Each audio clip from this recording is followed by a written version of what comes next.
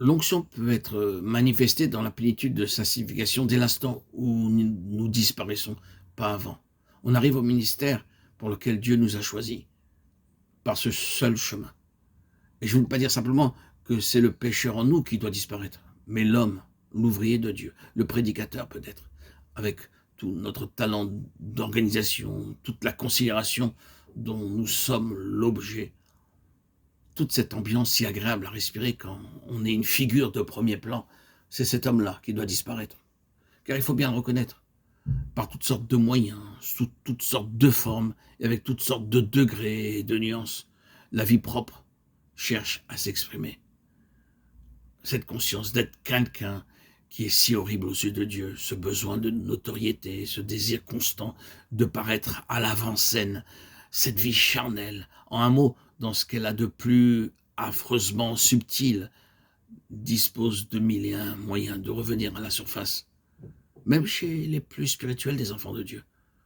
Très souvent, c'est leur spiritualité même qui devient pour eux une occasion de se faire remarquer. Oh, qui n'a pas éprouvé une fois ou l'autre ce besoin de sainteté inspiré par le désir inavouable de voir les autres remarquer notre sainteté? Qui ne désire, qui ne connaît cette forme de zèle chrétien qui cherche surtout à recueillir les murmures approbateurs de l'entourage? Oh, voyez comme il se dépense pour Dieu. Oh, voyez quel beau témoignage, quel grand disciple nous avons là.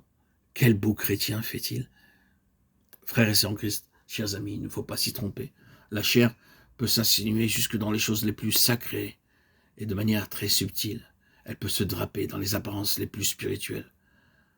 Nos inspirations les plus pures, en apparence, notre spiritualité la plus sincère, notre consécration la plus fervente, peuvent, à notre insu, reposer sur un mobile charnel, le besoin de paraître en avant-scène, sous les feux des projecteurs, d'être reconnu, d'être approuvé. Ici, ce n'est pas une particularité, une singularité propre à un certain